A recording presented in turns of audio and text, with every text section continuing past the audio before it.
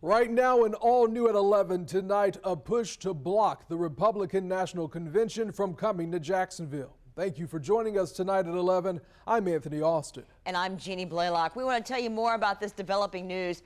But first, it is just 46 days now from the RNC. And we want to explain tonight what is new in Jacksonville, a movement to try and keep the RNC away from Jacksonville. A group of residents and business owners are actually filing a lawsuit to keep the convention from coming to our First Coast.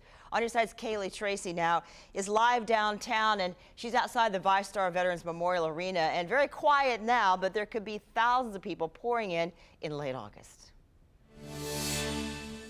Yeah, Jeannie, and that is exactly what the plaintiffs mentioned in the lawsuit that you mentioned. That is their fear. They say they don't want all those thousands of people who could potentially be here during a pandemic in the River City. Now, in this lawsuit, they call for a judge to declare the RNC a threat to the public's safety and health here in Jacksonville.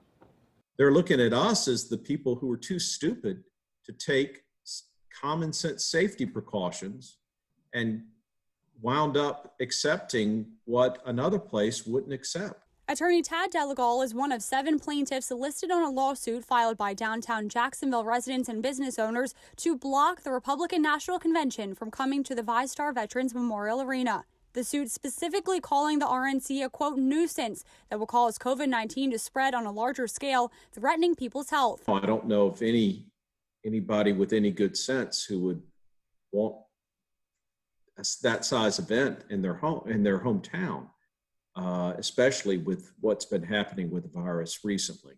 The city of Jacksonville, the RNC, President Donald Trump's campaign, and the manager of the arena are listed as defendants. The lawsuit asks for a court order to stop the RNC from happening at the arena or to allow a crowd of 2,500 compared to the arena's 15,000 capacity. We're not pursuing this for any political reason. In response to the lawsuit, Mayor Lenny Curry's office said their legal team is currently reviewing the documents.